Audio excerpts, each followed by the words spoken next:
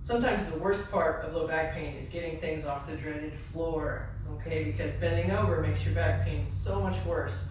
So let's look at some tips and tricks for how to get things off the floor without making your back hurt worse. So we've got a basket here. Let's look at some strategies for picking up something like a basket, a box, a sack of groceries off the floor, okay? So first thing is to get you down to the floor in a safe way. You want to try to keep your back as upright as possible to make a nice rigid container here so my back has its own built-in corset. So I'm going to take a sip of air and tighten up my tummy muscles so that this stays pretty solid, okay? As solid as I can make it these days. Big breath in. I can come down to a kneeling lunge if you've got knees that can support this, okay? And then I can stand up again. So let's get our basket where we want it. Okay, this is not a super heavy basket, but it's going to serve our purpose.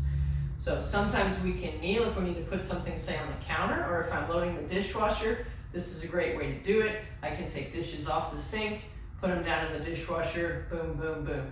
Also, if I've got a vertical stacking washer and dryer, this is a great way. I can put things from the basket into the washer, or I can take things out of the washer and toss them up into the dryer. I just did that this morning, to be quite honest, okay? Side view, here's me, here's my laundry, boom! It's actually kind of fun and entertaining.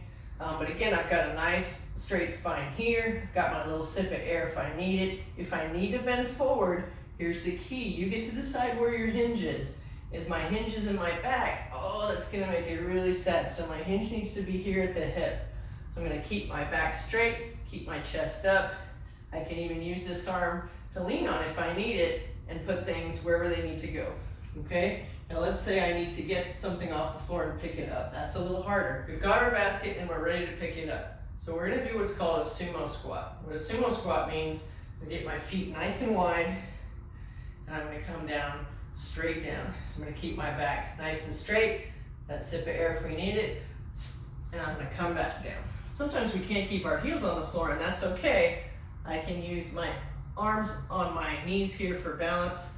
I can grab my object that I've got. You want to try to get it nice and close into your tummy. If I'm reaching for something way out here and I try to stand up, I'm going to end up sticking out my butt and hurting myself, okay?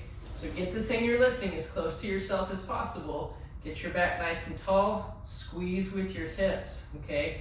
We're used to lifting with our back and our thigh muscles. I want you really to squeeze those butt cheeks, all right, to come up. So get that sip of air. Squeeze and come up. See how I had that right in close to me the whole time.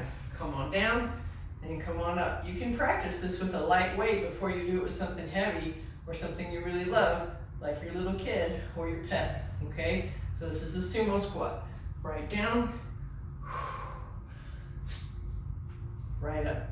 Okay, if I've got something that's kind of a weird shape, like these little weights here, all right, I might need to take something, put it in my hands, gather it up in my arms. You can use your environment, right? I can use a wall, I can use a countertop to help me stand up, okay?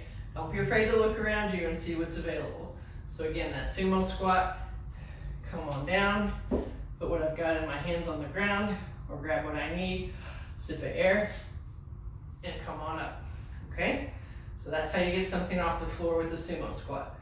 Let's look at some other ways. All right, so sumo squat was one way to get things off the floor. What if the thing I'm picking up isn't very heavy, right? I'm just picking up after my kids or my other loved ones, and they left some stuff lying around, or I did, because I forgot I have back pain and the floor is my enemy. So we're gonna use just a pair of shoes. As an example, that's something you would frequently find on the floor, okay?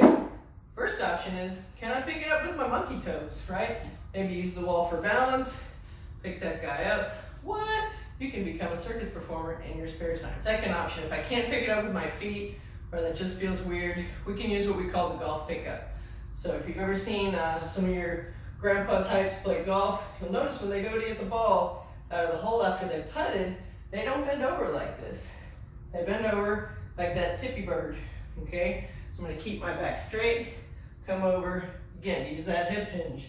Keep my back straight, use a wall or a countertop for balance if you need to. If you don't have one handy, get that back leg behind you. You can have a hand here for stability. Come on up, okay? Let's look at that from the front view. Got my shoes on the floor. Why did I leave shoes on the floor? No! Okay, so I'm gonna get a leg behind me. come on down, grab those shoes, come on up. Don't be afraid to use that hand for stability, okay? Keep that spine long, hinge from the hip, come on up, okay? Give you one more view here. So we're gonna bend over, this leg's in the front, this arm's here, here, come on up. If you've got sciatica or pain in one leg or the other, you might find it's more comfortable to have one leg in the front than the other. My right leg's kind of bugging me right now, so that side didn't feel as good as the other side. Thanks for watching. If you've got any tips you'd like to share with us, let us know in the comments.